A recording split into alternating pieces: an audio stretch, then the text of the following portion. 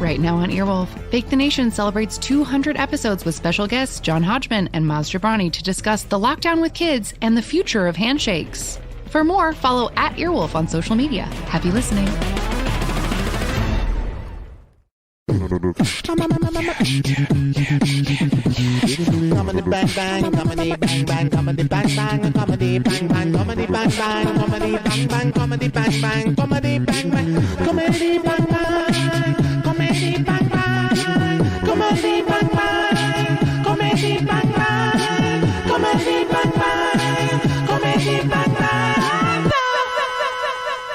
If you have red hair, were put up for adoption, and sing for no reason, you just might be an Annie. Welcome to Comedy Bang Bang. Yes, thank you to Gino's Gooch, for that wonderful catchphrase submission. Thank you, Gino's Gooch, and welcome to Comedy Bang Bang for another edition. And this is a rare Comedy Bang Bang after dark. We so seldom record them at nighttime, but nighttime is the right time, of course. And as Arsenio Hall once said, it's a night thing. Mainly due to the fact that his show was on late at night. Well, welcome to the show. This is a night edition for us. We are certainly morning in America, but it is not morning in America for us. However, for one of our guests, it is the afternoon because we have such a drastic time difference. And that'll be very exciting. We'll go through exactly what the time difference is. This is going to take up the majority of the interview, I would imagine. It's just figuring it out and laying down, well, if LA time is this, what is New Zealand time? That'll take a good 25 minutes, I would imagine. My name is Scott Aukerman. I'm the host of the show, and we have a very exciting show. Coming up a little later, we have a grocer, someone who owns a grocery store. We also have... I think this guy is independently wealthy. I can't remember if he has a job, but we'll be talking to him. And by the way, I'm not talking about you, Rhys, although you may be independently wealthy. I have no idea. I haven't looked up celebrity net worth at this point of exactly how much you have in the bank. But if you wouldn't mind disclosing that information during the interview, we certainly can do that. I mentioned his first name. He is our first guest. He is coming to us from New Zealand. He is a wonderful comedian, a wonderful actor.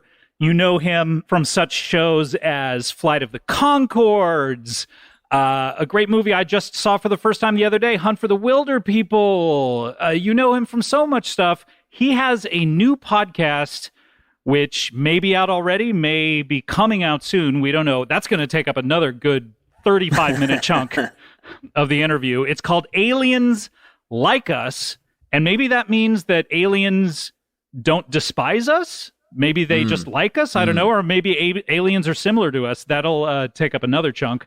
Please welcome to the show, Rhys Darby. Welcome back to the show. Hello, Rhys. Thank you. Thank you for having me. And yes, that title, it's the old Darby double meaning. What? The old DDM? Yeah. You're kidding me. Oh, yeah. You know, how did we get one of those so soon? Well, I saved one for you guys. What exactly is the double meaning? It's describe the two meanings because I'm not sure what the word double means. Okay, well, for Americans, let me describe how this works. Okay.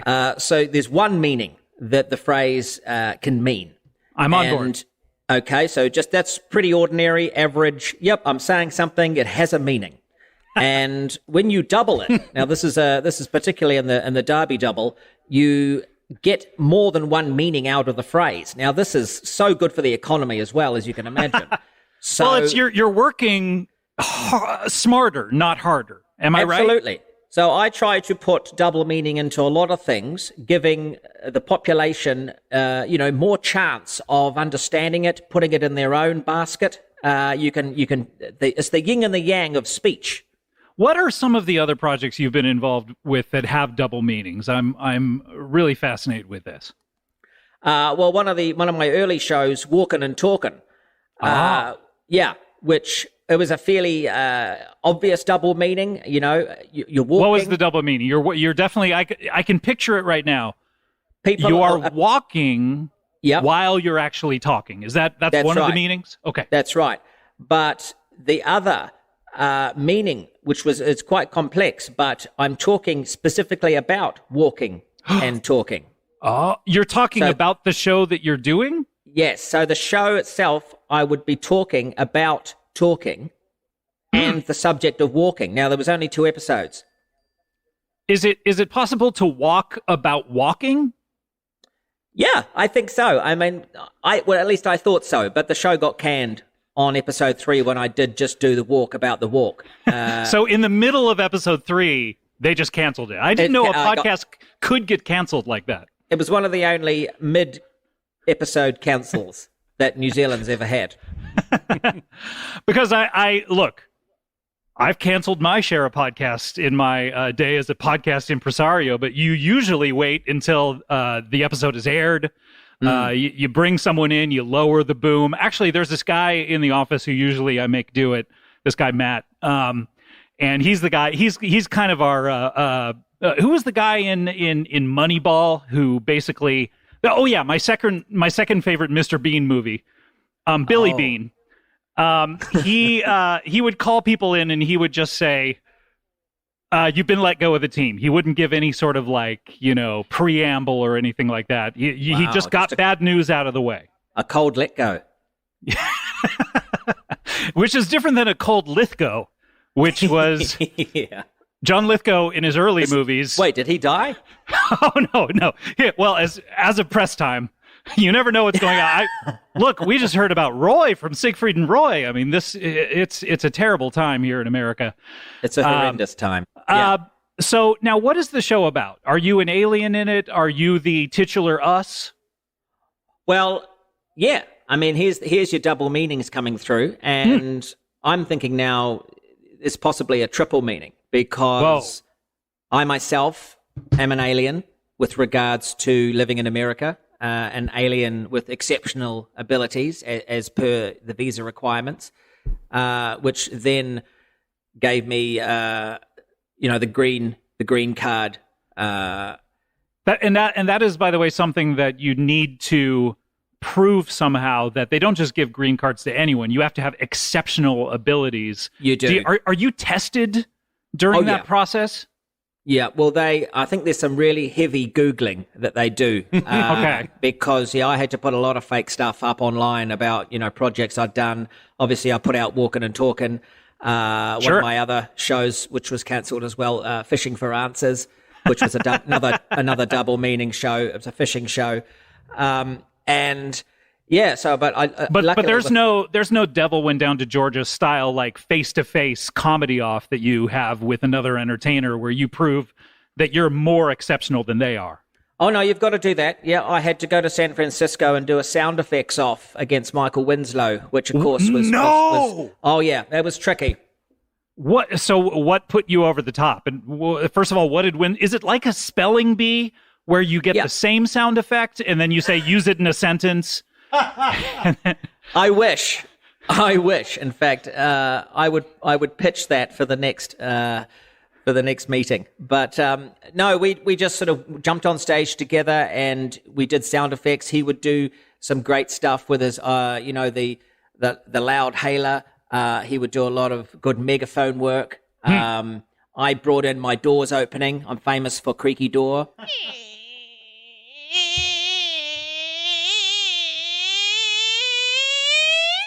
That kind of thing. That is the longest, creakiest door I think I've ever heard. That is a masterclass in a creaky door. Thank you. The longest I've done is 3 minutes 20, and wow. Unfortunately, that show was cancelled too mid creek, which was disappointing. Wasn't that show called Dawson's Creek as well? That's another show. No, this one was that's called. Different. Yeah, that one. I'm still working on that one. That's actually the name of my creek here on the property. The previous owner, John Dawson, sold me this land for very cheap, and then unfortunately died in the creek. So that's something we have. He sold it to you, and then died before he could vacate the property. Yeah, in the creek, and he's still there now. So it's. So what sound effect was it that put you over the top with Winslow? Because Winslow has the motorcycle. He has. I'm trying to think of some other famous Winslows from those Police Academy movies. I have, of course, the Doppler effect train, which I've done many times on the show. That ning, ning, ning, ning, ning, ning. Oh, yeah. Yeah, well, he did trains. He also did various motor vehicles. But I blew the audience away with my helicopter, and I think that was the clincher. Rick, could we hear a little bit of the helicopter right now? Yep, here we go. So this was the Hughes 300 coming in. Okay, imagine it. Here we go.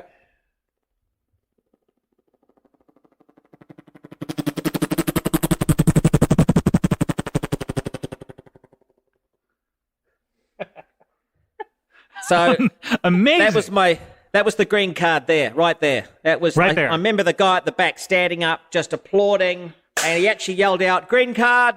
I couldn't believe it. So that was my in. Well, that's amazing. I mean, we're so glad that you are, of course, able to work as an entertainer here. You've been in so many great things over here, and this podcast, you're. So is it about, and I have no information on this podcast, so I'm going blind. So I'm just going to ask you treat me like I'm the dumbest idiot you've ever met, and explain this podcast to me, and kind of try to sneer in your voice if you could, like you're tired of dealing with this dumb idiot, just treat me like that if you could. Okay, I'll try my best, you fool.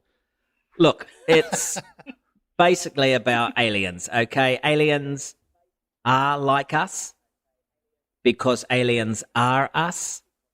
We like aliens because they are us. It is us we're liking. Now, going back in time, which, by the way, aliens can do, specifically if they are us, one of the theories about UFO craft is that they are time-traveling humans from the future. And there is a lot of evidence to support that. The other theory that we bring up, ancient aliens, you would have seen that, or at least heard of that TV show, Ancient Astronaut Theory. The idea that I'm sorry, treat me like the dumbest idiot in the world. I've never heard of that TV show. Okay, well, sit down for a start. Okay, I'm sorry, sir. Yeah. I'm sorry I've been standing the entire time. Okay, stop touching me. Now just sit down, have a glass of water, and put your headphones on and turn your microphone around the right way. Good. That's it. Put your shirt back on. Good. Good boy. Okay. Have you heard of aliens? I don't know. All right. We're out of time. Okay. Bye. If you could be a guy who's out there in the world hopping from dimension to dimension, would you? Oh, yeah. Are you kidding me? That's my dream. I was not kidding you, but now I feel insecure, like I should have been kidding you, like I should have been joking. You've made me feel small, Rhys. So this is a podcast that stars you. Is it just you? Is it just you talking the whole time, or do you talk to other people? It is me and a series of mirrors and microphones and audio equipment. Michael Winslow's there. And of course, the U.S. government, a green card officer. He's there in the back, really, the entire time, checking up on you. He pops in from time to time and just checks on the level of my hilarity. And if it slips, he pats me on the shoulder and just whispers, "Remember that green card deal we had?" So currently, like, what level of hilarity are you at? Like, what percentage are you at? An 80? I try to keep it a solid 7. 7%, really? No, 7 out of 10. Oh, okay. Scott, So 70%. I guess so, if you put it into percentages. But yeah, I have a couple of co-hosts. Buttons, you would have heard of him, and Ethan Edinburgh. So those, and I've got an American, and Buttons is an alien like me from New Zealand. So that's us three. Ethan produces. And then we have regular guests. Some are irregular, but most are fully regular. Well, I gotta say, I'm jealous of you because I've been doing the show for 11 years now. It just seems like my guests, like every once in a rare while, I get a great talent like you, Rhys, who it just delivers and is truly exceptional the way that it says on your green card. But then I get these irregular guests, these if I could be frank, just these weirdos coming in here all the time. I don't know how to keep them out. I mean, do you have like some sort of vetting process or what is that? That's my phone. Oh, your phone's ringing? Oh, do you want to take that or? Hello? Hey there, just checking up on you with the green card situation. You're dropping to a 6. Now, I just want you to get through this podcast. I know it's not easy, it's not fun, but it's just part of the requirements. If you could just push it up to a 7, possibly an 8, and then we'll let you through to the next round. All right, it's Green Card John, out. Wow. Sorry, guys. Yeah, so that's okay. Who was that? We didn't hear any of that on my end. Oh, Green Card John. It was my... Green Card John was checking up on you? He is thorough. He's great, but he never lets up. Like every day when I wake up, there's often a message on my phone. I've got to stay at a solid 7, as he says, and it looks like we're slipping a bit here. So if we can get a bit more hilarity out, Scott, that'd be much obliged. I'll definitely try to. I don't know that I can supply any on my end, but do you have to be funny while you're sleeping? Does that tie into the average? Like, do you have to be at a 10 when you're not sleeping because when you're sleeping you're at a 1, or? He wants me funny when I'm in the lucid dream part of my sleep. So, yeah, every few hours as I'm waking, I need to sort of be funny in that sense. So I try my hardest. I have a notebook next to my bed with funny ideas in that I look at and try to make those ideas come true in my lucid dreams. That's when I hope to sort of actually enter other dimensions. Oh, okay. So most people, when they're dreaming, they wake up, dream of something funny and write it down in the notebook. You keep funny things in the notebook by your bed to look at when you wake up. That's right. Okay. Interesting. That's an interesting process. Well, we learned so much about the man behind the work that we've come to know and love here. Aliens Like Us is a podcast. It's out there. Where can people get it? I guess anywhere podcasts are, or is it a Patreon, or how do people listen to this? This is a Spotify exclusive podcast. So yeah, it's mainly on Spotify. It sounds like it's exclusive to it. Just from context clues that I picked up on. There's some subtle clues coming through here, and this is all stuff I've been told to say. But yeah, it's all out there now. We've got 10 eps. You can binge the whole thing, and we have amazing guests. We've got Jim Jeffries, who I know you guys know. We've got Jack Osborne, who's a big believer in UFOs and stuff. Really? And also, yeah, absolutely, for realsy. And also, we've got a plethora of actual legit UFO people that weigh in on the phenomenon. So yeah, it's a lot of fun. Did you get that Tom DeLonge guy on there? I bet he's someone you want on, right? Yeah, I'd love to talk to that guy. He's very much down the rabbit hole, and we're trying to dig as much as we can to find him. He's in hot demand. So I'm thinking, if we go forward into the future, he'd be a hot guest for sure. I think you could probably get the other guy from Blink 182 easier. Oh yeah, we've had the rest of them. Sure, yeah, of course. But yeah. Tom, he's a slippery guy. Now, what do you think about? We were talking about this the other day on the show, but it's not NASA who's in charge of Area 51, but they basically released all of these tapes saying like, oh yeah, here's all of our archived UFO tapes. Go crazy. Yeah, we have no idea what they are, and they might be aliens. Who knows? Did you get a chance to look at those? It's subtle. I've got a big laugher on the other end there. I don't know what... I think that's a future guest. It's one of the things while doing the show remotely. I think our future guest sounds like he's a big fan of what's going on. Oh, okay. Well, that's good. As long if that gets us up into the 8 zone, I'd appreciate that. In fact, that's what I used to do when I did my stand-up. If it felt like it was slipping, I'd just laugh heavily myself on stage. And it's how it's kind of addictive. Everyone would just start laughing eventually, and sometimes I'd close on that. Just a big laugh. Maybe we could close on that for this episode. I think that might be a good idea. I think that would be perfect.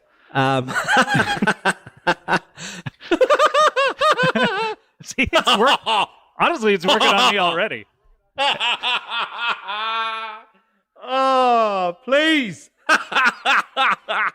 Woo! Wonderful. Well, Aliens Like Us is out there, much like The Truth was out there on The X-Files, which was a show about aliens. So the connections are there if you look for them. And all 10 episodes are available to binge right now, which... Best way to hear. Benji. How long Remember that dog?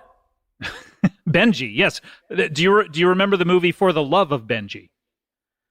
No, didn't see that one. That was one of the sequels to Benji. I believe there was Benji, then maybe Benji Returns, and then the third one in the trilogy was For the Love of Benji.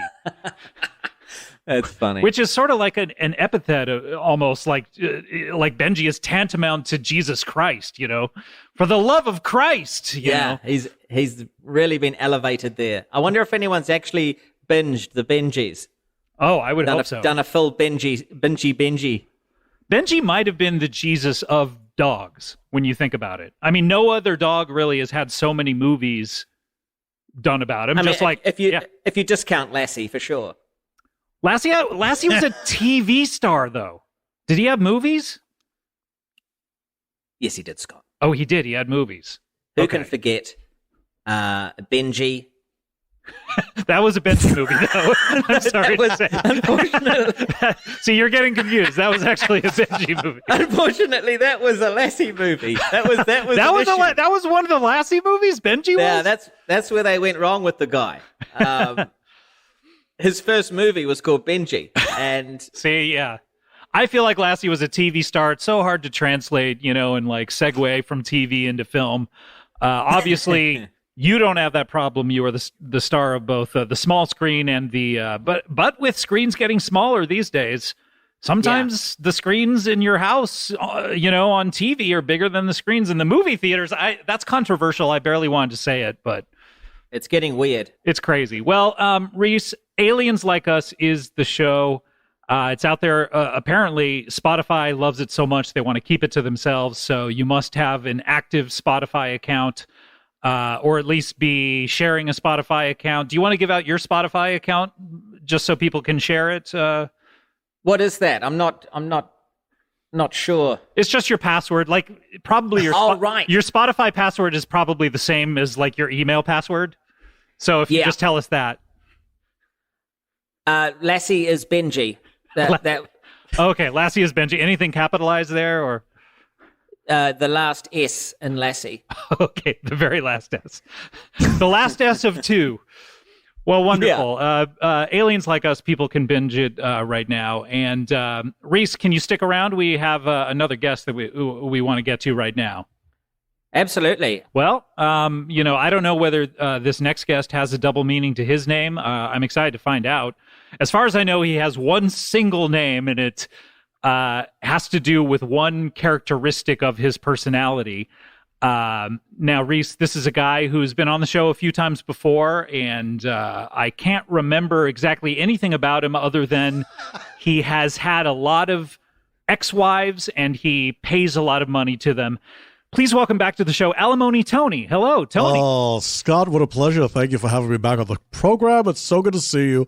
Rhys, great to meet you, too. Thank you very much for welcoming me onto the show as the second guest. This is very exciting for me. It is very exciting. Now, Rhys, have you heard of Alimony Tony before? He's sort of well-renowned in the States. I'd be extremely flattered. Oh, come now. You haven't heard of Alimony Tony. Perhaps you've heard of my alter ego, my musical alter ego, Weird Alimony Tony, where I do song parodies under the that's right. nom de satire, Weird Alimony Tony. What were some of your famous song parodies, by the way? Well, none of them were famous. As you recall, all of my YouTube videos have one view, and that's me checking to make sure that it's been uploaded properly. And what I do is I take popular songs, much like Weird Al Yankovic, I take popular songs of the day and I rewrite the lyrics to make them amusing and not what the song was originally about. Do your parodies actually, like Weird Al's, he usually rhymes his words, his new titles rhyme with the old titles. So that's right, yes. Another one bites the dust, he does another one rides the bus. Do you follow that logic with your parodies? I often do. Sometimes I do not. Really? So what in the Well, we're really getting the info here, aren't we? It's Well, sort of what? an insider's- Name a song. Name a song, and I'll tell you what the parody title may or may not be. Okay, how about Lady Gaga's and Bradley Cooper's "Shallow"? Shallow. So you take the how's that go? Shallow. What's shallow? Can I say it seems like you're stalling for time? No, I'm thinking. Is that the same thing as stalling for time? I'm not quite sure. Well, I guess one. I could feel think like while one... I feel like my process is very transparent. I'm repeating the word shallow over and over again and saying, "What does that rhyme with?" I don't think that is stalling for time. I'm literally trying to think of a word that rhymes with shallow. I know you like to accuse people of All this. right, go. This is not one of those instances. Okay, well, maybe you could start at the beginning I of the believe alphabet. transparency is important. Yes, aloe. Oh, there we go. Right off there. Perfect. So the song is about I've got a bird and I have to put aloe on it. Okay, that's I'm not close to it. It's in the medicine cabinet. So I say I'm far from the aloe now. okay, but you're trying to make your way. Where's the aloe? Where's the aloe? Where's the aloe? I'm far from the aloe now. Do you see? I see. Yeah, I get the point. So what right. are one of the ones that did not rhyme though? Well, name a song and I'll tell you. I thought that's what we did before. No, aloe rhymed with shallow. Yeah, I know. I say we you do have it to do again. is- It's a fun process. Rhys, do you have a favorite song that maybe he could Thank you, parody Rhys. for something? Well, I've always been a fan of Return to Sender. You know, the Elvis. Return to Sender, Elvis Presley, wonderful song. Based upon the wonderful post office. That's Yes. right. It was one of the few songs. Please, Mr. Postman. You have what are the other You have, great post office songs? Can you buy me a roll of 1-cent stamps? That's right. Forever and ever stamps. Saluting aeronautics. The song. Elvis Presley tribute stamp. That's a Elvis Presley actually sang that song. Elvis Presley tribute stamp. Doo-dah, doo-dah. See, that's a song parody. That's a bonus. Thank all right, you let's for see. the bonus. Let's see. Return to Sender. Okay, so what would be a song parody title that would not rhyme, but would be a parody of Seems like there are way more words that you could use for this. Well, that's the thing.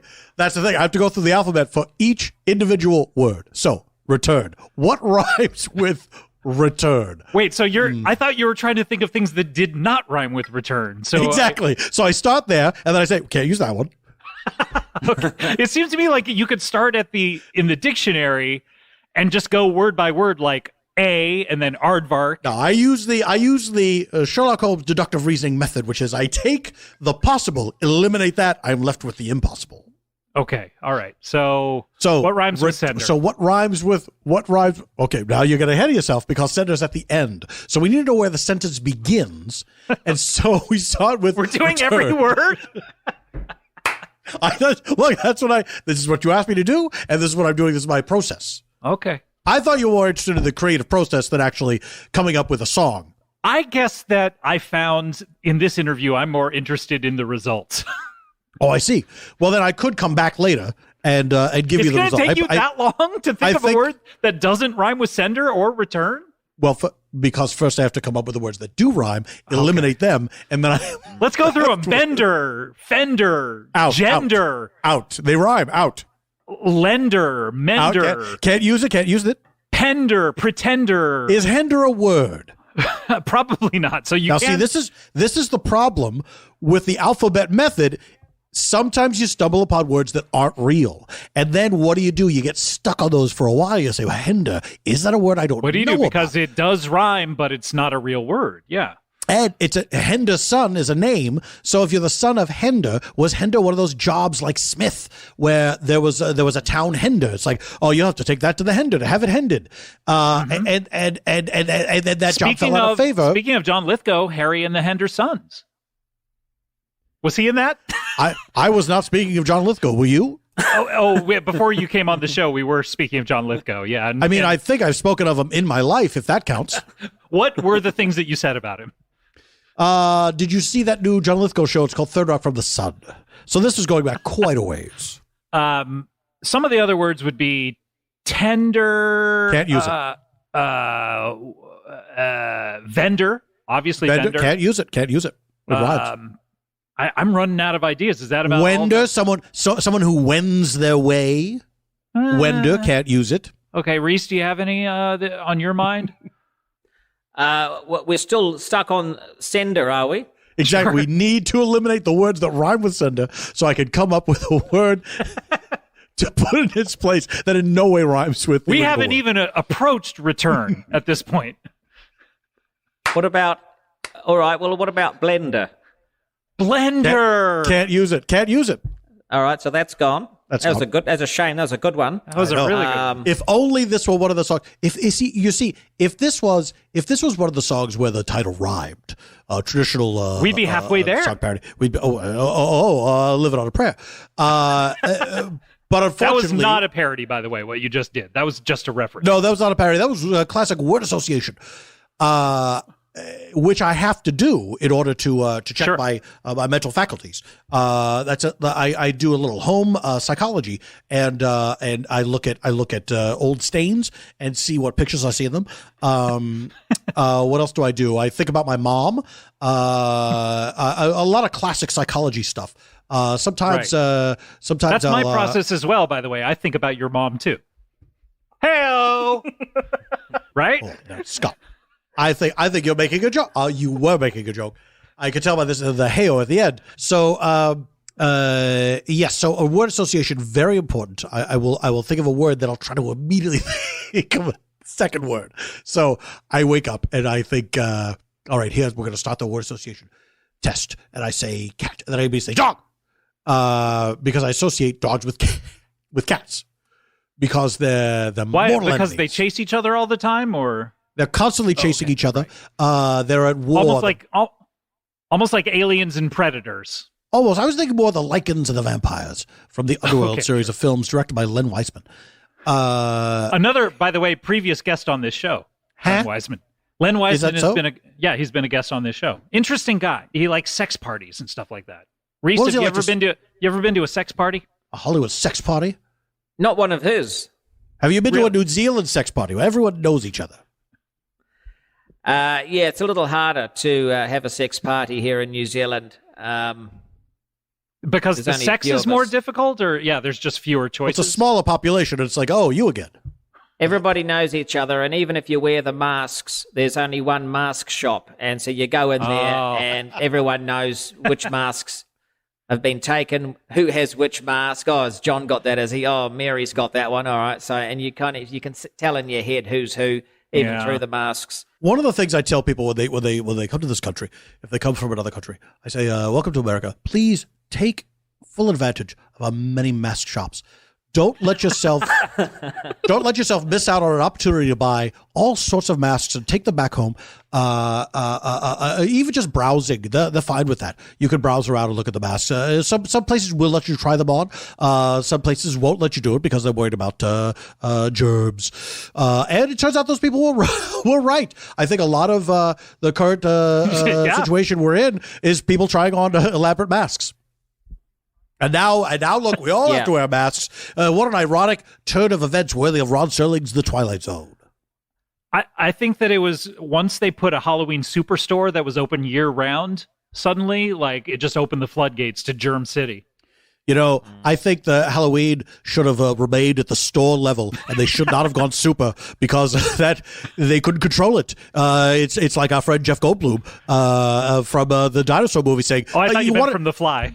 No, this is a different Jeff Goldblum. Well, look. Am I being ushered off the stage? Did the Sandman come in? And I heard your distinctive "well look," and I thought, well, that's it for Al Bonatoni. He's done. No. You're not done. When Scott gives the "well look," that's it for you. You got to get out. No. I'm just saying we have to take a break. So I wanted to give you some time to really perfect your return to sender parody. Oh, okay. I have a lot. Rhyme. I do have a lot more to say about Jeff Goldblum in the dinosaur movie. Hopefully there's time for both in the next segment. Okay, well, you can certainly talk during the commercial about it if that gets it out of your system. No, I need people to hear it. We never even got into my latest marriage and divorce. Well, that's the thing. Your whole deal barely has anything to do with song parodies. No, it doesn't. But that's the thing you're most interested in. We have to take a break. When we come back, we'll talk about Alimony Tony's most recent wife, and we'll hopefully get an answer as to what words do not rhyme with return and sender. And we'll have more Rhys Darby here with us, and coming up a little later, a grocer. So this is a star-packed show. So you do not want to miss a thing from this. We'll be right back with more Comedy Bang Bang after this. Comedy Bang Bang, we are back here. We have, of course, the great, legendary, all the way from New Zealand itself, Rhys Darby is here with us. His recent podcast, most recent podcast that has not been canceled mid-third episode, excuse me.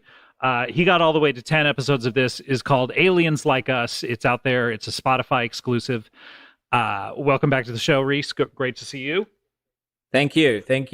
We also have, and I've given him a lot of time. Apparently, he has more to say about Jeff Goldblum in Jurassic Park, which we want to get to as well. Oh, Jurassic Park, that's the name. That's the name of the dinosaur movie. Thank you. But Alimony Tony is here, a.k.a. Weirdamony Alimony Tony. Hello. Have you been thinking up various possibilities for what this song parody could be during the break? I'll be quite honest. I haven't been. I've been. Why? We're wasting time. I got this so is the hung whole up on purpose of taking the break. I know. I got At so least hung up he's on. honest. I got so hung up on trying to remember the name of the dinosaur film, and I wish I just asked someone. I wish I just asked you, what was the name of the dinosaur movie anyway? Because I knew it wasn't named the dinosaur movie. That's a different film, I think. I wish I just said, so what was the name of the dinosaur movie? And then you could have said Jurassic Park, and then it went, great. Now I have freed up some headspace to really focus on the Return to Sender non-rhyming parody title. All right, so okay, so we're in rough draft stage at this point. But can I say this is actually more difficult than I thought to come up with a title that is it's a parody of Return to Sender, and yet the title does not rhyme. I could do 5 of them off the top of my head. Let's hear them. Meat and potatoes. Wow. Well, that's pretty good. Meat and potatoes. I like to eat it for food. Right? Here we go. Gyms and restaurants. Gyms and restaurants. No, I don't think that one works. Okay, sorry, but at least meat and potatoes. Try to sing it. So you said you could come up with 5, and gyms and you came up with 1, and restaurants. I will. But you're cheating a little bit because return is 2 syllables. So you want to stick to the syllable count? I don't want to do this at all. Then why are we doing it? Well, this was something, Scott, you'll forgive me. You seized on this idea. You wouldn't let it go. You were like a dog with a bone. And then I was trying to be as polite as I possibly could. And yes, I'll admit right now, I was stalling for time. Not when you thought I was, but other times. When I started talking about Jeff Goldblum, the dinosaur movie, that was me stalling for time. But, and of course, I remembered at some point it was Jurassic Park, and I pretended that I didn't know. But I don't want to do this. It's making me feel very small and stupid. Okay, I apologize. I don't mean to make our guests feel that way. By the way, meat and potatoes does not fit into the syllables, and yet you thought it was okay. So It's meat and potatoes. It does fit into the syllables. Return meat and We're just gonna potatoes. start saying meat and potatoes over and over. Meat and It can work. potatoes. You're Needs, right. It needs work, but it is workable. It's workable. Thank you, Rhys. Thank you. Thank you. Look, Thank I you. feel terrible. Scott, I feel terrible about this. I feel like I inserted my song parody sideline into the main. this side dish became one of the mains. Exactly, and that was not. If you're watching Top Chef, that is a bad situation for the chefs because. And we're not. We're doing the show. So we are doing the show. Yes. I shouldn't have done that, and I do apologize. I'd love to just talk about paying alimony, if I may. Okay, that's your main thing. Could you explain to Rhys who you are and what you do? Yes, Rhys, my name is Alimony Tony. I think my last name is Chacchirone, but I can't be 100% about that because it's been a while. And I've been married and divorced many, many times because I love paying alimony. I love it. It gives me a real charge. And I have been married or divorced so many times, I'm starting to lose count. It's been over, I think it's been close to a dozen now. And the thing is, I'm independently wealthy because my mother invented gaseous paper. And I am worth roughly a couple $1 trillion. And so even though I am paying a lot of alimony, I'm not really feeling it. But I love writing those checks. I love it. Love paying alimony. And you Tony, you enter each marriage wanting it to work. I have to marry for love. As much as I love paying alimony, I must always marry for love. And every single, you're not going to believe me, and I don't blame you for not believing me, but every single time that I've gotten married, I've said, this is the one that's going to last. Rhys, do you believe him? He thought you would not believe him. Do you believe him? Well, he sounds like one of the few people that's managed to achieve that ultimate goal of having your cake and eating it too. Tony, I have to ask, has there ever been a time where, unfortunately, one of your ex-wives has gotten remarried and you no longer have to pay alimony? There have been some close shaves, and certainly there was one young wife called Janine, and Janine did remarry, but her husband died during the wedding. So It was right after the I-do's, so she was officially a widow, but it turns out that her deceased husband, his name was Walter. He was penniless and a fraud. And so I ended up restarting the alimony. She had that marriage annulled. And so I was able to resume paying alimony to Janine. Where were you when he died? Because, I mean, that sounds a little suspicious. You love alimony so much. He died right Scott, as you were going to stop. Hold on. Scott, hold on a second. I'm holding. I've never murdered anyone. I don't intend to start. I've never, and I when one of the few a lot of people have never murdered anyone, but they intend to start at some point. Yes, murderers. Future murderers. They live their lives as people, and then at some point they say, "I intend to do a murder," and then they do the future murderers. So they are people, and then they are future murderers, and then they are murderers. That's exactly correct. They start out as we all start out as people. Then at a certain point, some people make the choice to become future murderers. So what I do is I think that you abort a baby, then you become a potential future murderer. Then you become a future murderer. Then you become a murderer. So when you're a baby is the only time that you don't have future murder in your... It's the riddle of the Sphinx. You start out as a baby. You become a potential future murderer. You become a future murderer. You become a murderer. What about future manslaughterers? Do those exist or...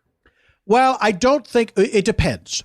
Because a voluntary manslaughter is that's definitely a thing. But I feel like fewer people say, I intend to commit manslaughter.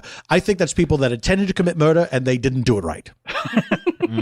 Manslaughter is like the ultimate whoopsie when it comes to murder, is it not?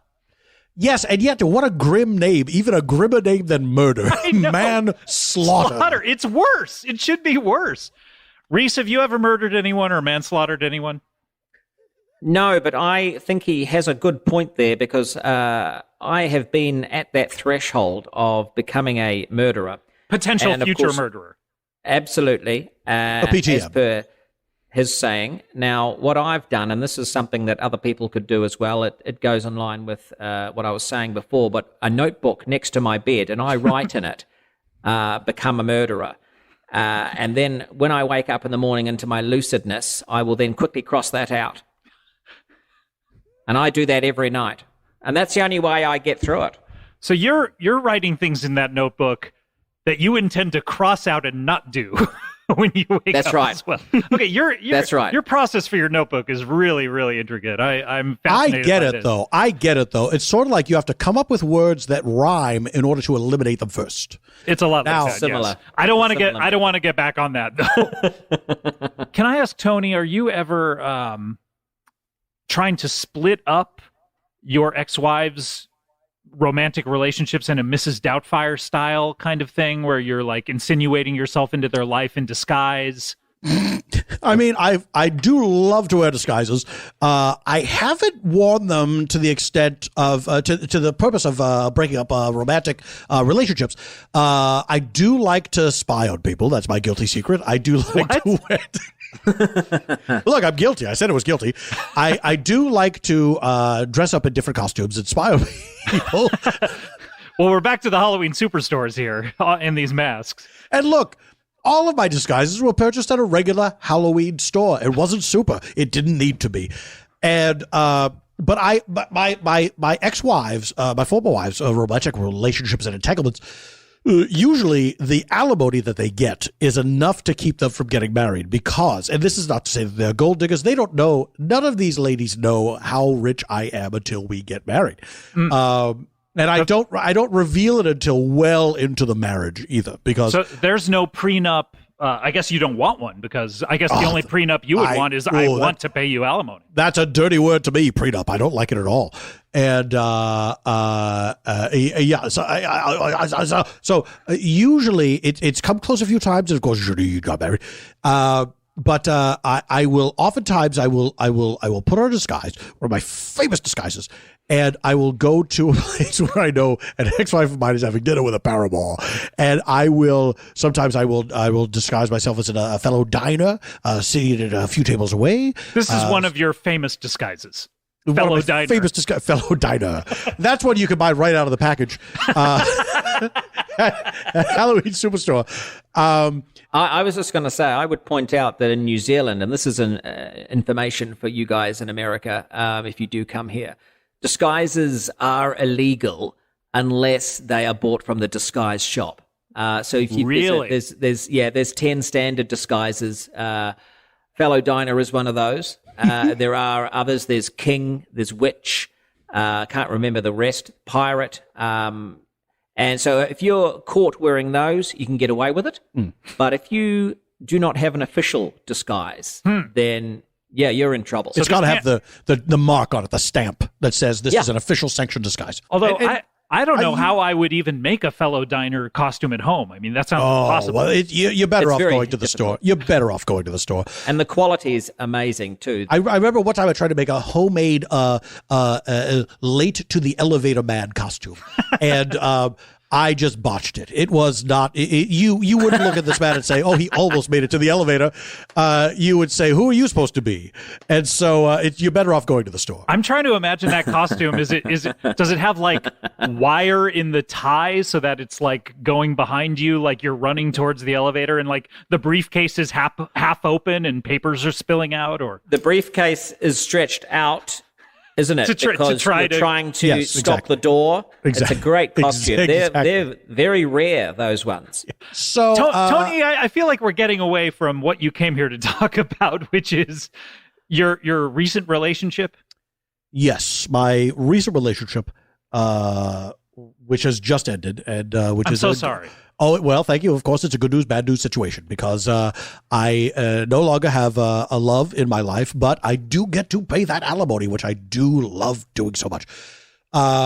This was a young woman named Linda, and she and I met. We met at a restaurant, coincidentally enough. I was there disguised. That is quite a coincidence. I was there disguised as a man asking to use a business phone, and What is that disguise? I love that disguise. What is that like? That disguise that's a is classic. It's a man's suit of clothing, and what you have to do is to sell it, you have to go up to the front desk of the restaurant and say, "Can I use your phone?" That phrase comes with the costume, doesn't it, on a card? Exactly. Like a word balloon coming out of your mouth. No.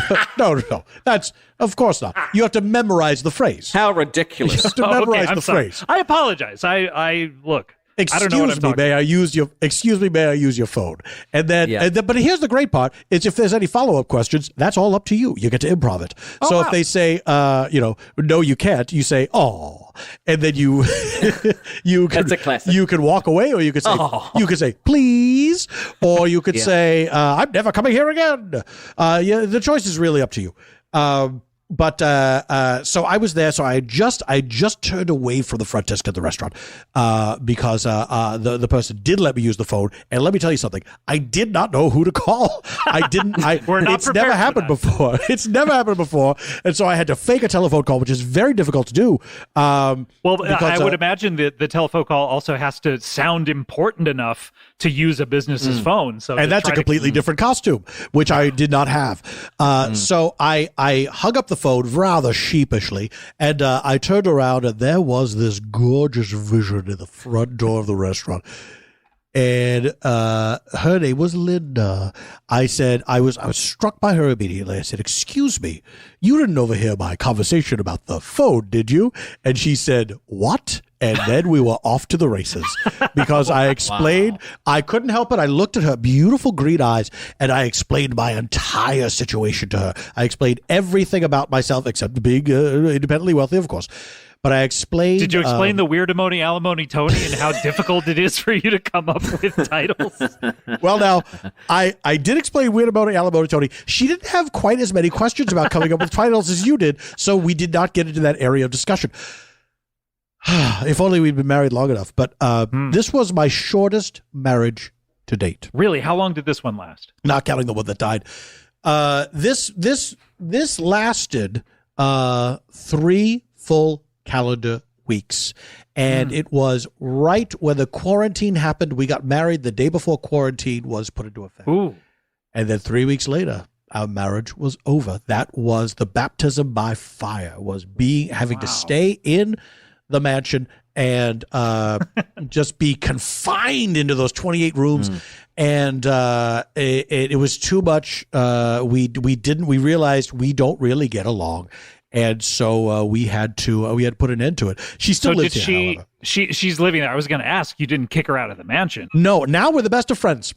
Oh. Now we're the best of friends. Yeah. That's all nice. it took was not being married anymore. Yeah, and paying her, what kind of alimony are you paying her right now? The usual. It's what was it? $50,000 a month. Wow. I mean, that's $50,000 a month. That is $600,000 a year. That's a good amount of what? And you're doing it for a dozen people. I keep forgetting to do the math on this. What am I doing? Oh well, I have it. I have the money. What am I going to spend it on? Do you know what I mean? I'm so sorry that your relationship didn't work out, and that you tried love once again. You tried to fit her into your clothes. Is that what you usually do with? I don't try to fit them into my clothes. What it is I keep a closet full of clothes for my wives, and the one prenuptial agreement we do have is you have to return the clothes, and the clothes stay in the house. And I make sure that my future wife will be the exact same measurements as my previous wife. What was the measurement process like with Linda here? Did you measure? Oh, I can eyeball it now. I mean, it's down to a science. Like I can see, I can look at a woman and I can see whether or not she's going to fit into the clothes. Because you like them either big boned with very very thin skin, or you like them to be small boned. I like a woman with either a lot of meat on her bones, or very thick bones, not a lot of meat. Okay. But they have to be roughly the same shape, sort of like that. It's got to work out the same. Does it look like that snowman in the Hey Mr. Police? You had all the clues. Do all your wives look like that? Do snowmen have bones? I don't know. I don't know how. Rhys, have you ever made a snowman with bones? I don't know. Yeah, you can use twigs. And various sticks as a skeleton, and then put the snow over that. It never occurred to me to do that. Now, every time I see a snowman, I'm going to wonder if there's a skeleton underneath. And what you can do And here's something fun for the listeners. So once you've done the skeleton using twigs, arms, you can do a rib cage if you like. You can then, as a bit of fun, put an apple inside the twig rib cage. And once he's all covered in snow, you can do that classic Indiana Jones thing and reach through into the snow and pull out the apple. Wow. And you can have a lot of fun with that kind of, if you're into the sort of evil voodoo Temple of Doomy Dooms. That sounds horrifying to any children who are passing by. That's pretty bad, isn't it? But that's the sort of fun we have here in New Zealand. All right, Well, okay. Look, we do have to take a break. Did you? I'm sorry about Linda. I'm sorry. It's great catching up with you, but can you stick around? We have we're going to be... I'd love to, Scott. It's wonderful to see you. It's wonderful to talk to other people besides Linda, even though we are dear friends. But we are the only people that we see. So this is really thrilling for you. Yes. All right. We're going to take a break. When we come back, we'll have more Rhys Darby from Aliens Like Us. We'll have more Alimony Tony, not from Aliens Like Us. And we'll be talking to someone who owns a grocery store when we come back. We'll be right back with more Comedy Bang Bang after this. Comedy Bang Bang, we're back here. We have, of course, the great Rhys Darby from New Zealand, where apparently he is enjoying winter right now. Do I have that right? Yes, that's right. We're getting colder by the minute. It's beautiful down here. Wow. And do you celebrate Christmas in the winter, or is it a summer thing? It's a summer thing for us. Yeah. It's a very confusing time, actually, for our nation. Now, I've heard about this because you will often have depictions of Santa Claus, Kris Kringle, surfing and things like that, because it's summertime and he's enjoying the summertime antics, and he's roasting a weenie over the campfire, and he's putting his sunscreen on, and a little dog is pulling down his pants, and summer thing, ice cream. He's eating an ice cream cone. There's got to be other summer things. He's got a sunburn. Shaking out a towel. Shaking out a towel. Well, because of sad. Sure. Because he's at the beach. Some of these are not the most dynamic pictures, I think, that you know. Well, you've got Scott. Once again, I got to turn it over to you. If you think you could do better with summertime images with Santa Claus, then have at it. Yeah, I'm sure you can name 5 right off the top of your head. I love to see depictions of Santa Claus listening to the Beach Boys. That's how you know it's summertime. He's got his ear next to a radio, and he's has must a thumbs be Christmas. Up. Yeah. Must be Christmas because Santa Claus is listening to the Beach Boys in this drawing. Well, Alimony Tony, you've been hearing him talk about summer and Santa here. He is also with us, but we do need to get to our next guest. He is he's been on the show once before. He is the owner of I can't remember if it's a chain of grocery stores or just one grocery store, but he is a small business owner, definitely, and an entrepreneur. Please welcome back to the show, Albert Rowe. Hello, Albert. Hello, Scott. Thank you for having me. Hello, Rhys. Hello, Alimony. You know, you can call him. Yeah, you can call him Tony. Tony, my man. We're friends now. I don't know that you can call him my man. That's the one thing that I think. He reserves that for his wife. Okay. You're right. That's fair. I should have well, from what I understand. Hey, look, what with marriage being, the laws have gotten a lot looser now. You may be a candidate to marry Alimony Tony here. I mean, you have a nice $600,000 a year coming to you if you do. That's right. The laws have gotten a lot looser. You're right, Scott. It's the slippery slope, obviously. Listen, I mean, obviously, yeah. You pointed out. Did you come here to talk about that? No, I didn't come here to talk about the loosening of the laws. I actually came to talk about some of the law tightening that's been happening. Oh, okay. A lot of these laws are getting kind of strict. In my neck of the woods, as you know, I am a grocer. I own a singular grocery store in Downey, California. Which one is that again? It's called Kissy's Local Grocery. Kissy's, right.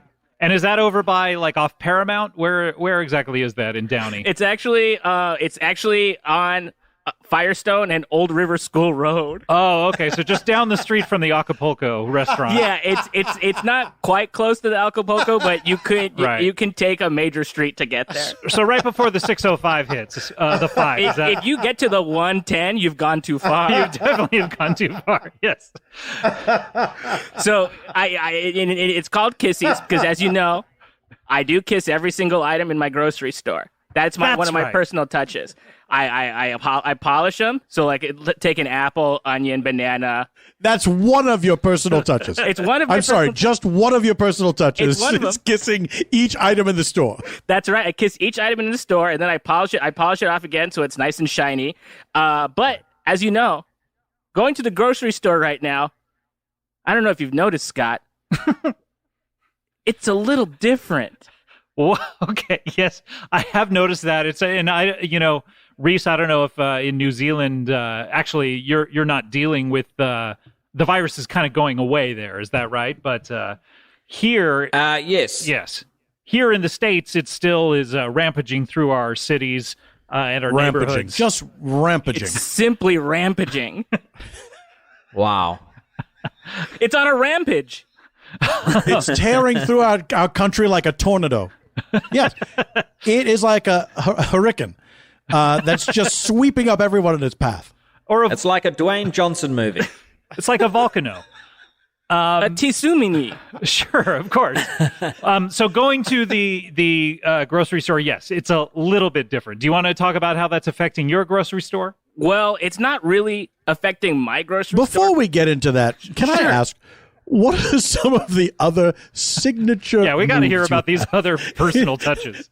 I'd just like to hear 2 more personal touches. 2 more personal touches? Great. There's no door on my store. There is not a door. I love that rhyme. Yeah, well, yeah, it is a rhyme on purpose. There's no door at the store, and that store is Kissies. That's written on the window. There's a lot of things written on the window at my store. That is not one of my personal touches. It is just something that happens to be part of it because my store is made of glass. Right. Yes. There are no actual walls that are not see-through. It's sort of like Willy Wonka's glass elevator in there. Like everything is see-through. Yes, but those are not personal touches. Those are not personal touches. Those are not personal touches. Not having a door, personal touch. Stuff written on the windows, not a personal touch. No, that's just part of it. Like that, right. That's you just have to take that as part of it. That just happens. That's just part. So there are things that are part of it and things that just happen. Yes. And do you have something written on the window of like, if you've gotten to the 110, you've gone too far? Are there instructions like that?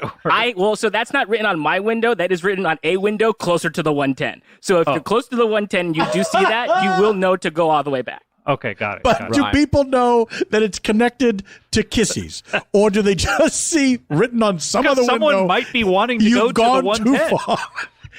So you've bought other properties and you're advertising on those properties that it is not your main property. I have not purchased property. What I have done is taken up vandalism. I have vandalized. These are homes, like our local other businesses. So you've taken up vandalism. I've taken it up, and can I say, I'm loving it. Yeah. It's fun. Absolutely, I see you. I love to vandalize. It's very fun, but... that, people sort of know me as like the town vandal. So they know instead of being the grocer who owns Kissies, they know you as the town vandal? Well, if you could pick what you're known for, I obviously would pick that I would be the grocer, but you need a better decided. publicist. You need a better publicist here because you need to be known as Kissies. You are a man who says you kiss each item in your grocery store, but you're known as the town vandal. That's right. Yeah, and I if I could have it the other way around, I absolutely would. But it's just not my place.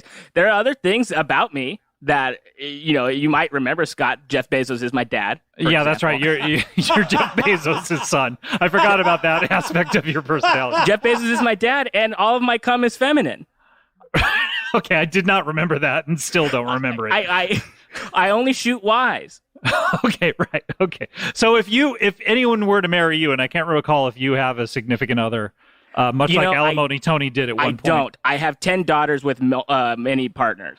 Oh, that's right. So you've never gotten married. So you only have 10 daughters. That's right. That's right. But do they work at the store? I can't remember.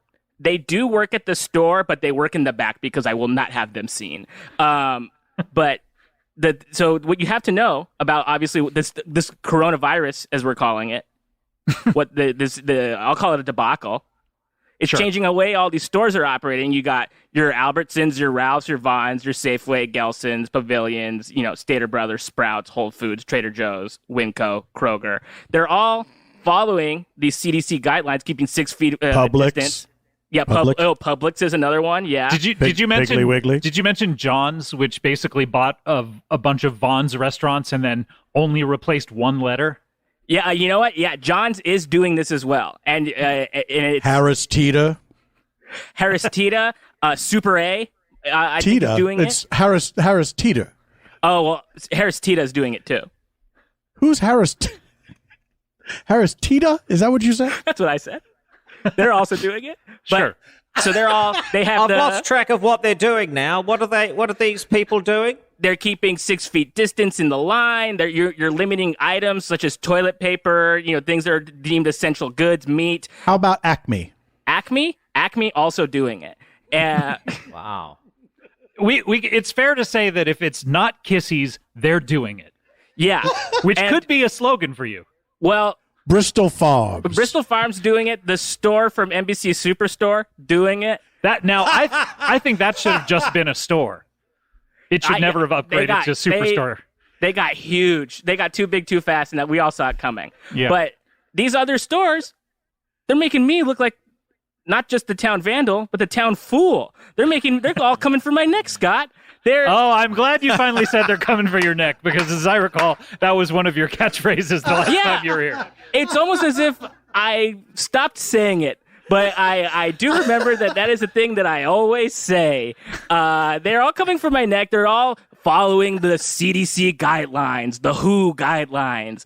And, I'm just a local businessman. I don't have the capital to keep up with these big corporations. So now, you are, to be fair, Jeff Bezos' son. Yeah. I come from immense wealth. But Tony. Is Pavilions also observing the 6 foot? Okay, I don't know that we have time to get into every other store. If these stores keep coming up, I'm gonna. If you keep asking me this, Tony, I'm gonna assume you're in the pocket of one of these grocery stores and are coming for my neck. You don't want to be coming for Albert's neck here. I promise, Albert, I'm not coming for your neck. Gelson's, are they doing it? He mentioned Gelson's doing it. Sprouts you did mention Gelson's. I apologize. 365 is doing it. We don't have time to go through the whole list. Okay. What are you? If it's not Kissies, they're doing it. What are you doing instead? Well, I'll tell you what we're doing, Scott. We haven't changed a goddamn thing. Okay. Because the Kissies guarantee is, if you want something kissed, you better come to Kissies. I'm kissing all the stuff, and I'm still kissing all the stuff. Can I just point out that the Kissies the Kissies guarantee just sounds like a piece of advice. Yeah, if you want something kissed, it's more like a helpful hint. Okay, well, maybe nothing's being guaranteed at all. Well, the Kissies advice. Okay, you're calling it advice now. Okay. I'll call it advice. If you want something kissed, come to Kissies. And if you want it kissed, I guarantee it'll be kissed. What if you don't want something kissed? Then get the fuck out of my store. Wow. That's just how it is. And it's and that's written on the window? I'm just hoping that people are trying to that's written on the window, the wall as it were. Because people, I don't know about you or anybody here, we're all trying to just live according to our we're all trying to live according to Jim, first of all, and our own personal credos. I'm someone that I want things to stay exactly the same. I'm not letting this coronavirus win, all right? So you want to come to Kissies? Door's always open, no door. Come on in, touch whatever you want, kiss whatever you want. I'm doing it. I'll give you a damn kiss. Sure. Can I ask, have you contracted the COVID-19 virus? Many times, and it's fine. So you're transmitting this to every customer with every product on your shelf. Are you coming for my neck, Scott? No, I am not coming for your neck. I apologize. Rhys, are you coming for Albert's neck? I hope you're not. Well, I'm devising a new show with a double meaning in the title. So I'm constantly, as you know, writing things down in my notebook, waking up, crossing it out, working out what my next move is. And yeah, I'll tell you this much. I've got a few ideas. Oh, really? So what do you got? Involving me, I'd love to know. Yeah, well, first of all, I want to get that shop of yours shut down. That's not an idea that's helpful to Albert, certainly. That's my source of income here. You're coming for my neck, Rhys. Rhys, you are coming for his neck. That's directly my neck. You went straight for the I want to reiterate, I am not coming for your neck. That is the title of my next show, Coming for My Neck. Which may have a double meaning as well. Yeah, it's a dodgy one. It's a shifty double meaning. Sure. Shady, whatever you want to call it. But I want you involved. Yeah. So you want my store shut down so I can work on the show? Yeah, that's what I'm offering you. I want to. It's a deal. What do you? I mean, this is quite an opportunity. This is. Have you ever wanted to be in show business? In the business of show? I mean, it's something that a grocer could only dream of. You know, every grocer wants to be in show business. I mean, look. So. What do you say? I mean, this is an incredible opportunity. I know you love your store. I know you love kissing inanimate objects. I don't know that you've ever kissed inanimate objects. I know that you have 12 different daughters. I don't know whether you're 10 I know of. 10. I don't know whether any of your 10 partners allowed you to kiss them if they had the Pretty Woman rules going on during this. I do. You know, they don't have the Pretty Woman rule. I do. And in the first rule in that is that I do always snap at their fingers with a little box. Okay, sure. But that's the Pretty Woman rule. But are you saying that you like to kiss things, but no one can kiss you? Oh, if you even come near me with your lips, I assume you're going straight for the neck, and that's a chop. So you have never been kissed rules? You've never been kissed? I've never been kissed, and I'm also undercover at a high school. Oh, okay, well, as a high school student. We don't have time to get to any of that. Okay, are you sure we don't? We don't. This is what a thing to drop in at the 11th hour. I'm having a lot of fun at high school again. It's better than you remember. Albert, can I ask you a sincere question? Please, Tony. Gristides, are they observing the 6 foot rule? Okay, look, we're running out of time. Dwayne Reed is also doing it. Yeah, we're running out of time. We just have time for one final feature on the show, and that is a little something called plugs.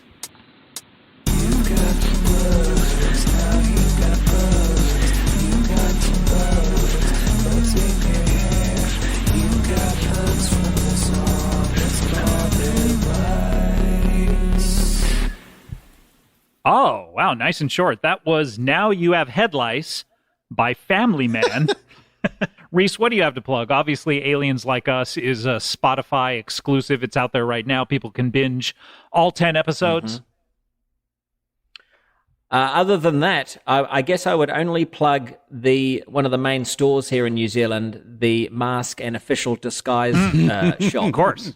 Great. All right. Well, Alimony Tony, what are you plugging? Well, I'd certainly like to plug the institution of marriage and the divorce laws in this state in which I live. What state is that, by the way? We've never established that. Oh, yeah, it's different from where you are. Where I would also like to plug a couple of podcasts, if I may, because, your show got me into, I'm a huge fan. I loved, the first time we met was because you chose my catchphrase. Of course, yeah. To read on the show. So I love podcasts. There's 2 right now. One called The Neighborhood Listen, starring Paul F. Tompkins and Nicole Parker, where they take posts from the Nextdoor app and they use those as the basis for improv. And then there's another one called Stay F. Homekins. That's also Paul F. Tompkins and his gorgeous wife. They're still married, Janie Haddad Tompkins. And that's just them catching up during quarantine on a weekly basis. It's an intimate conversation that you can have in the background. I feel like you're visiting with someone. Great. So those are some great podcasts to listen to. Your podcast plate is almost full, but Albert Rowe, do you have anything to plug here?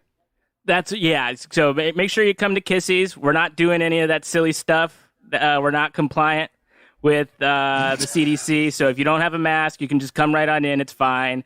There's this young comedian. I guess I can still call him young. I'm not really sure about that. He. The minute you said that, my ears pricked. I don't know who you're talking about, but I suddenly thought that was very braggy. It gave as I was saying it gave me pause, and I'll just call him a nice comedian. Rising star. A rising star. I would never say that about this person myself, but that's very nice. His name is Matt Apodaca. He has a podcast called What's With These Homies Talking About Weezer, where he talks to fun people about his favorite band Weezer, and they don't ever really seem to also be on board. That's a very fun podcast.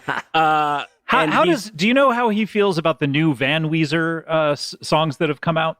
He hasn't recorded an episode, but I've heard that he is truly just loving every second of it and having the best time possible with these crazy, crazy tracks. He must be very upset about the tour with Green Day that got canceled. I do have a good authority that he does have tickets for it, and his date has not been moved yet, and he's nervous. He's not going. It's not happening until next year. Yeah. If it moves, he will go when it moves. But if it's on the same date, he will be there, and he will be scared. We have to be late. Albert. Yes. Food Lion? Okay. I want to plug, what I just found out, and this is such a bummer, is that the Comedy Bang Bang television show, which, Rhys, you were so good to appear on back in the day, yes.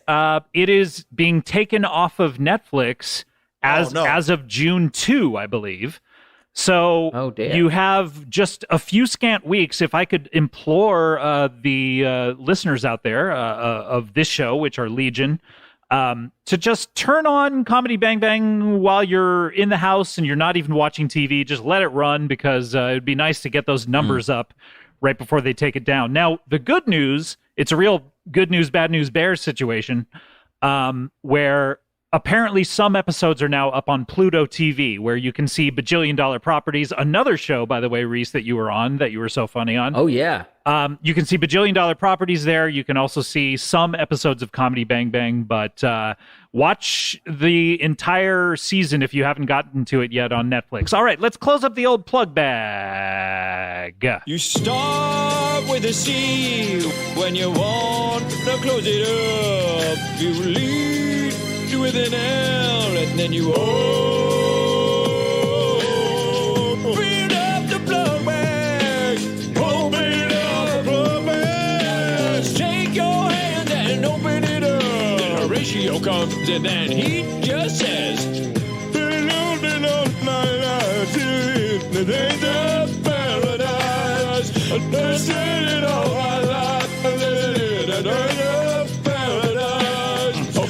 up the plug bag. Open up that plug bag. Open it up the plug bag. Open it up some plug bag. Open up the plug bag. Open up the plug bag. Everybody wants to open up the plug bag. Just keep it fucking open up the plug. Open up the plug. Open up the plug. All right, that's a new remix. That was sent to us by Jonathan Astonish on Twitter. Thank you so much to him. That's a new remix of our Closing Up the Plug Bags theme. What'd you think of that, Rhys? It was intense. Yeah. A great length, too. A perfect length when you want to be wrapping something up. Well, speaking of wrapping it up, I want to wrap up this episode. Rhys, always great to talk to you. Thanks so much for asking to be on the show, rather, and especially with such a large time difference. By the way, what time is it now there? We're looking at 20 to 4 now. So amazing. Yeah, we're doing really well, guys. Another hour, and we can crack open a couple of... Alimony Tony, always great to see you. It's really Your story is always fascinating, and I promise next time I won't get so hung up on the one minor detail of your life. That's all right, Scott. I understand. You love music. You love comedy. It makes sense to me. Albert, I hope that you don't think that I'm coming for your neck when I say thank you so much for being on the show. Thank you for having. I was wondering where the rest of that sentence was going to go, and I was like, this seems neck adjacent. But thank you for not going all the way. I appreciate that. I thought he was going to go on a rampage. All right, we'll see you next time, guys. Thanks. Bye.